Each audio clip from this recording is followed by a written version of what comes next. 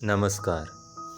हिंदी काव्य में छायावादी काव्य धारा में प्रमुख चार कवि सुमित्रानंदन पंत, जयशंकर प्रसाद, महादेवी वर्मा और सूर्यकांत त्रिपाठी निराला हैं।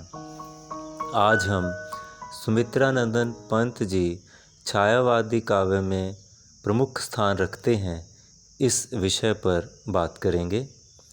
छायावाद के चार प्रमुख स्तंभ माने जाने वाले कवियों में सुमित्रानंदन पंत का नाम आदर से लिया जाता है। इनमें पंत जी का काव्य छायावादी प्रवृत्तियों से ओतप्रोत है। यहाँ हम उनके काव्य को छायावादी प्रवृत्तियों के आधार पर विवेचित करने की कोशिश करेंगे। छायावादी काव्य धारा में प्रेम तथा सौंदर्य बोध एक प्रमुख विशेषता है। सुमित्रानंदन पंत ने अन्य छायावादी कवियों की भांति प्रेम और सौंदर्य की भावना को व्यक्त किया है। नारी सौंदर्य चित्रण में उनकी लेखनी अलंकारिक हो गई है। वे कहते हैं, स्नेहमयी सुंदरतामयी तुम्हारे रोम रोम से नारी, मुझे है स्नेह अपार तुम्हारा मृदु उर्ही सुकुमारी, मुझे है स्वर्गागार। सौंदर्य प्रेम नारी के संदर्भ में उन्होंने इस प्रकार चित्रित किया है। प्रेम और सौंदर्य चित्रण के अतिरिक्त छायावाद में निजी अनुभूतियों का चित्रण भी प्रमुख है। तो सुमित्रानंदन पंत निजी अनुभूतियों का चित्रण किस प्रकार अपने काव्य में करते हैं? पंत जी ने अपने मन के भावों को व्यक्त करने में सर्वाधिक रुचि दिखाई है। पंत जी लिखते हैं, वन की सूखी डाली पर सीखा कली ने मुस्काना। वन की सूखी डाली पर सीखा कली ने मुस्काना, मैं सीख न पाया अब तक सुख से दुख को अपनाना। इस प्रकार आप देखेंगे कि निजी अनुभूतियों के साथ अपने काव्य को संपृक्त करके कवि प्रकृति के भी निकट अनुभव करता है। तो सुमित्रानंदन पंत ने अपने काव्य में प्रकृति चित्रण की कौन सी भंगिमाएँ प्रस्तुत की हैं, आइए देखते हैं। विश्व के अनेक कवियों ने प्रकृति चित्रण में अद्भुत सफलता प्राप्त की, किंतु जो प्रकृति प्रेम पंत जी के काव्य में दिखलाई देता है, वैसा किसी अन्य कवि में दुर्लभ प्रतीत होता है। पंत जी को इसीलिए प्रकृति का सुकुमार कवि कहा जाता है। पंत जी की पंक्तियां हैं, छोड़ द्रुमों की मृदु छाया, छोड़ द्रुमों की मृदु छाया, तोड़ प्रकृति की भी माया, बाले तेरे बाल जाल में कैसे उलझा दूं लोचन।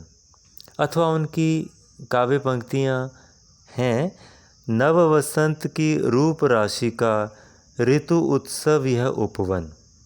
नव वसंत की रूप राशि का ऋतु उत्सव यह उपवन, सोच रहा हूँ जन जग से क्या सचमुच लगता शोभन। तो पंत जी के प्रकृति चित्रण की बहुत सारे उदाहरण लिए जा सकते हैं। इसकी हम विशेष चर्चा अन्य स्थान पर करेंगे। अब पंत जी के काव्य में छायावादी प्रवृत्तियों का एक और रूप हम देखेंगे, नारी चित्रण के रूप में। छायावादी कवियों ने नारी के मांसल रूप की अपेक्षा उसके उदात्त रूप को चित्रित किया है। पंत जी ने जहाँ प्रकृति के सम्मुख नारी को रखते हुए उसे शोभा प्रदान की, वहीं नारी को सम्मान देने का संदेश भी दिया।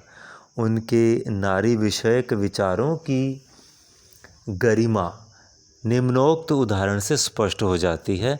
वह उदाहरण मैं आपके समक्ष प्रस्तुत कर रहा हूँ। मुक्त करो नारी को मानव, चिरबंदिनी नारी को। मुक्त करो नारी को मानव, चिरबंदिनी नारी को, युग युग की बर्बर कारा से जननी सखी प्यारी को। तो बहुत सुंदर भाव वे नारी के संबंध में प्रस्तुत करते हैं।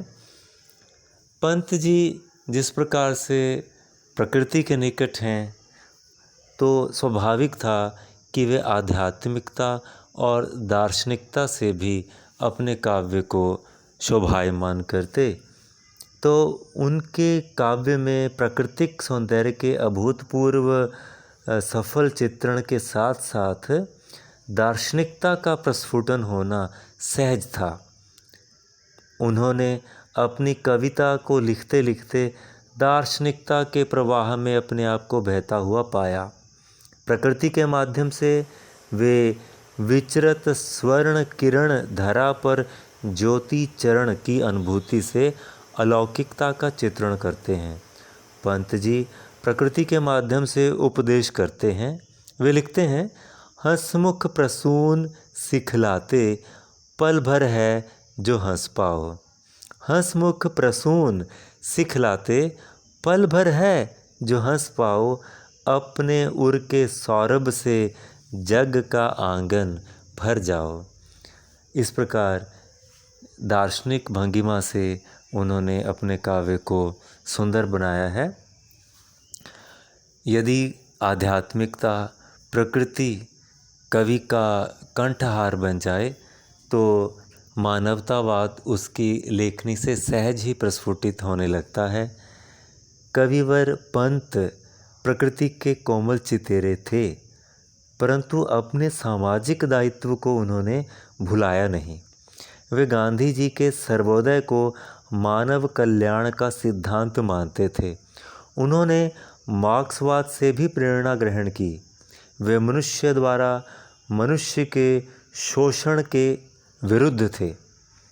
वे लिखते हैं, जन विमुक्त हो जन शोषण से, जन विमुक्त हो जन शोषण से, हो मानव अधिकारी धन का।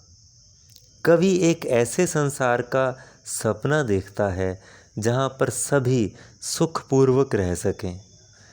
वे लिखते हैं, जहाँ प्रेम के साथ रह सके मानव ईश्वर, जहाँ प्रेम के साथ रह सके मानव ईश्वर, और कौन सा स्वर्ग चाहिए तुझे धरा पर। तो इस प्रकार धरा को ही स्वर्ग बनाने का स्वप्न पंत जी देखते हैं। आइए अब देखते हैं पंत जी के कला पक्ष को। कला पक्ष की दृष्टि से छायावादी काव्य अत्यंत समृद्ध काव्य है। इस काव्य धारा के कवियों ने भाषा और शैली के क्षेत्र में अनेक प्रयोग किए। पंत जी के काव्य में भाषा निखर उठी है। उनके शब्द चित्रों की भांति सजीव हैं। खुल गए छंद के बंध, ये उन्होंने कहा। पंत जी ने नए तथा मुक्त छंदों का प्रयोग किया है।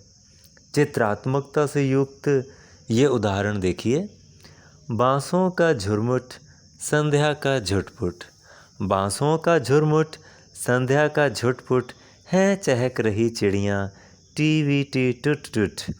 तो ये बहुत ही सौंदर्यपूर्ण चित्रण पंत जी ने अपने प्रकृति चित्रण के साथ साथ भाषा के तालमेल के साथ किया है।